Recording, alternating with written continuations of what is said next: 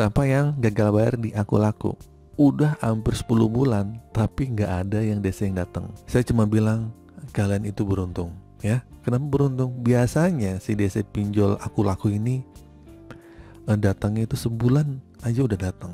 Langsung saja nih di pembahasan ini ada orang yang cerita ke saya, dia sudah 10 bulan gagal bayar di Aku Laku, nggak didatengin dari DC ke rumah. Beruntung banget padahal lokasinya ada di wilayah Jakarta ya. Nggak, jadi kenapa dia bisa nggak datang gitu. Terus gimana sih cara bikin DC itu nggak jadi ke rumah untuk menagih? Nah, saya akan kasih tahu nih trik-triknya, makanya simak video ini sampai habis nih.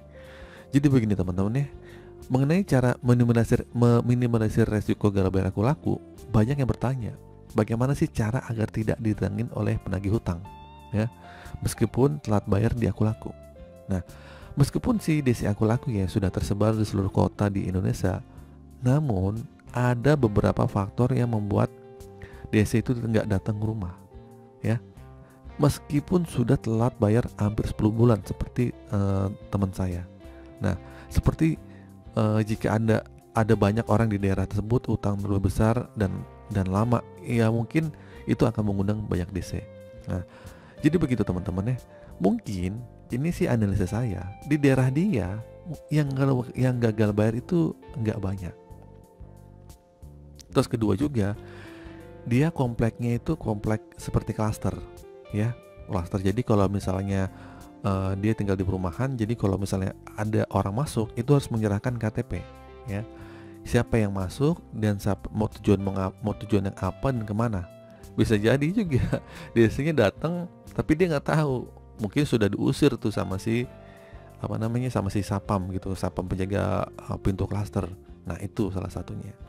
Atau bisa jadi juga dia udah kerjasama nih, teman saya udah bilang sama si sapamnya biar kalau ada yang datang nggak usah diusir aja, nggak usah ditanggepin gitu.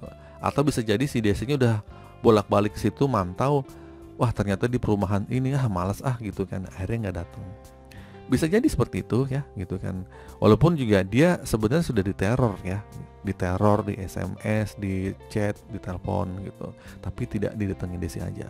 Nah, jadi begitu teman-teman, itu mungkin salah satunya ya, yang 10 bulan itu nggak didatengin oleh DC Aku Laku. Nah, mungkin ada cara lain yang bisa dilakukan untuk meminimalisir risiko. Katanya sih dengan cara mencicil gitu kan. Dengan cicil biasa, ada yang bilang dengan cara mencicil itu akan membuat si DC itu kadang malas datang.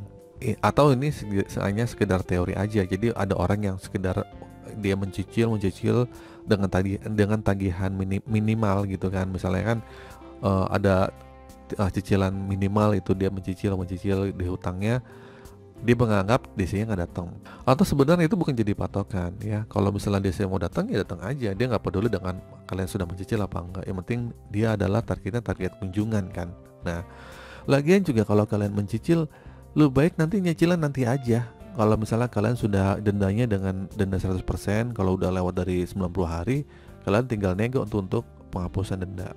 Tapi kalau biasanya di Aku Laku itu agak sulit ya. Tapi bisa aja sih kalau kalian nelpon ke CS-nya. Nah, karena kalau kalian nyicil, bunganya kan jalan terus. Nyicil bunga jalan terus, nyicil bunga terus, jalan terus. Jadi buat apa? Sama aja kalian juga ya malah bayarin bunga denda juga gitu. Walaupun itu jadi konsekuensinya kalau kalian emang sudah telat bayar. Nah, jadi nggak ada cara pasti ya agar tidak ada ditengin DC gitu kan. Mungkin salah satu orang yang 10 bulan ini nggak ditengin sama DC pinjol Aku Laku ini lagi beruntung aja ya. Mungkin 1 dari 10 orang, 1 orang ini lagi beruntung. Jadi DC itu nggak jadi potokan kapan gitu kan, harus gimana DC itu nggak datang.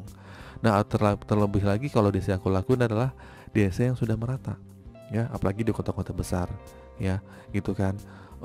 Nasabahnya banyak, semakin banyak nasabahnya banyak, jadi DC-nya itu semakin banyak bekerjanya juga. Kalau misalnya di wilayah itu banyak nasabah yang gagal bayar, ya kan sekalian bekerja kan di lingkungan itu. Nah, itu yang jadi pertimbangan kenapa DC Aku Laku itu banyak gitu kan dan sudah merata. Terus kalau kita menghindar dari bayar atau tidak membayar itu gimana bang? Ya pasti akan ada denda yang menumpuk ya gitu kan. Jadi kalian juga akan sulit. Ditambah lagi di Aku Laku ini sudah masuk Slick OJK. Jadi kalau kalian gagal bayar di Aku Laku ya sudah sulit untuk pinjam ke pendanaan lain gitu kan. Untuk ke bank, untuk leasing motor atau mobil pun itu juga masih dipertimbangkan bisa atau tidaknya. Lalu juga kalian mau pinjol lagi udah pasti nggak bisa gitu. Oke, jadi begitu teman-teman ya.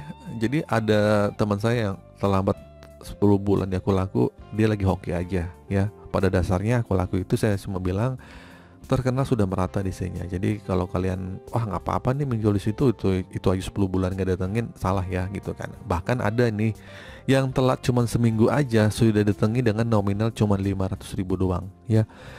DC-nya bilang katanya saya sekalian lewat deh gitu kan. Karena kebetulan di sini tetangga kampung dia didatengin, dan itu di wilayah Jawa Tengah.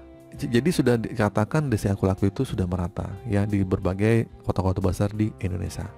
Oke, itu saja teman-teman video kali ini, info kali ini. Semoga video ini bermanfaat. Akhir kata, assalamualaikum warahmatullahi wabarakatuh.